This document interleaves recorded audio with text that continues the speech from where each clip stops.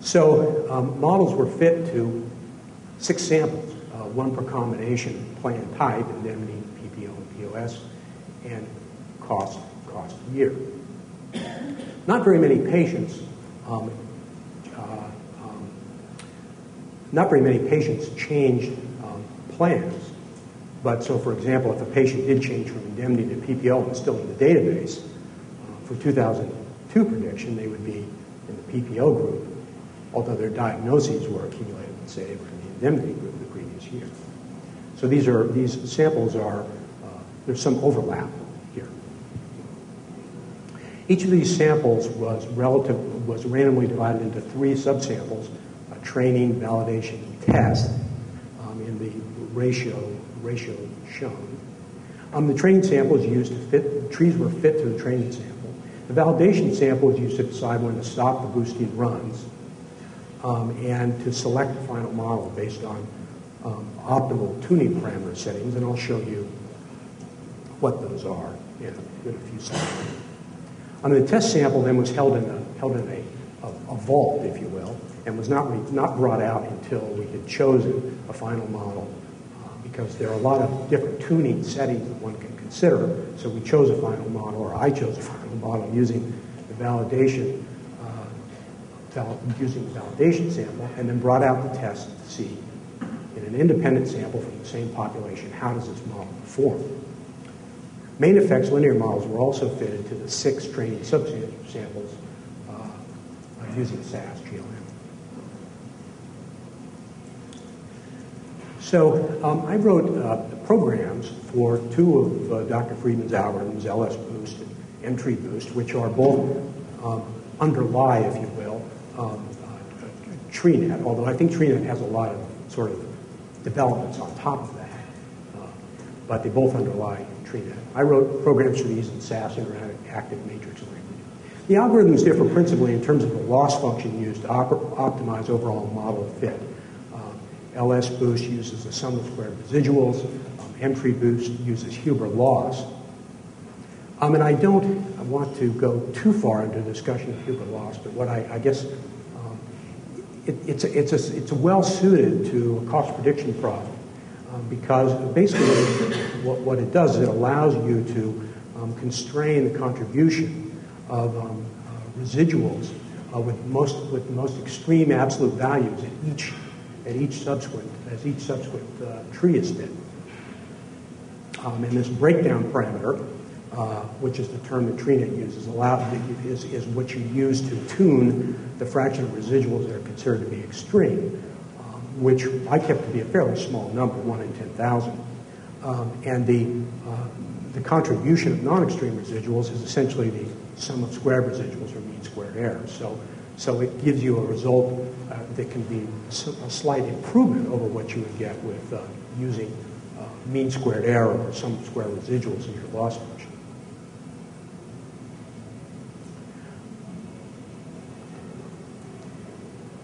Checking the time. So I also incorporated random bagging steps into the algorithms, and this is also an option in TreeNet. Basically, this involves fitting each tree to an independent random subsample of the training sample. Dr. Friedman has shown that this tends to diminish overfitting. It also improves the efficiency of the algorithm because it's having to contend with less data in each tree that's being fit, and also and in many cases improves the accuracy of prediction. So that the bag fraction refers to the random subsample of the training sample that's drawn at each boosting step. And of course, and again, this varies from one boosting step to the next. And predictive performance of fitted models was assessed in the test samples using percent of variance explained, which is the 1 minus the ratio of the sum of squares from the fitted model divided by the sum of squared residuals from the intercept-only model. This is, health services researchers often sort of informally refer to this as R squared, and it's conceptually equivalent to R squared, but technically not the same.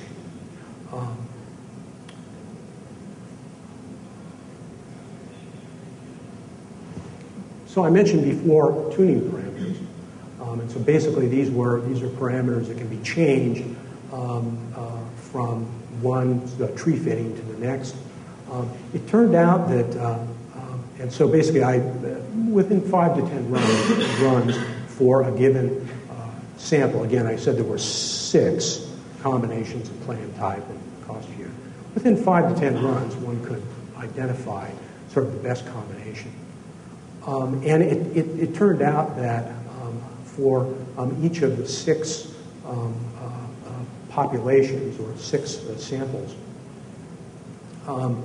the tuning parameter settings that were optimal tended to be 4 of the 6 tuning parameter settings that were optimal were the same across across the 6 populations or 6 samples. And so the Huber loss tended to give a better result. Breakdown fraction of 1 in 10,000. So that meant that at each sequential tree fitting, 1 in 10,000, the 1 in 10,000 most extreme residuals were constrained in their influence on the fit, proved optimal.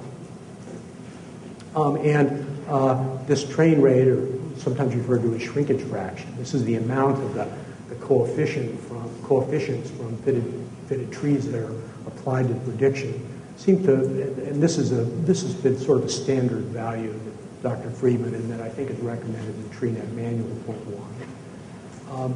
And the other setting was sort of the minimum number of observations, training observations per terminal node. And what this meant was that if a split were to occur, it meant that there needed to be at least 10 observations on each side. So the terminal node coefficients represent a mean from at least 10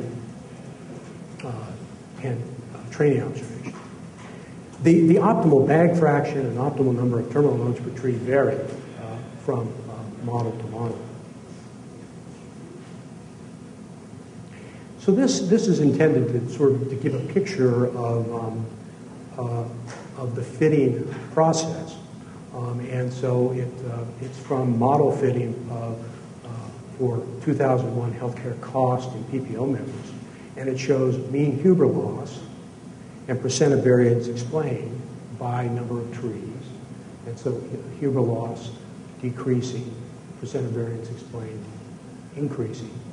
And the black is the training sample, blue the validation sample, and of course the fit in the training sample continues to improve and would do so assumedly indefinitely as you add more parameters. Eventually, you have enough. You have as many parameters as observations, and you can see that in the validation sample, blue, there's a leveling off fit. And at about 335 trees, so one monitors this when running the program. At about 335 trees, the sort of the optimal fit is reached, and then the loss actually increases very slightly, and the percent of variance explained decreases very slightly. And so this particular algorithm was stopped. Once we saw at 400 where it was, we ceased at 335. So the fitted model had 335 trees.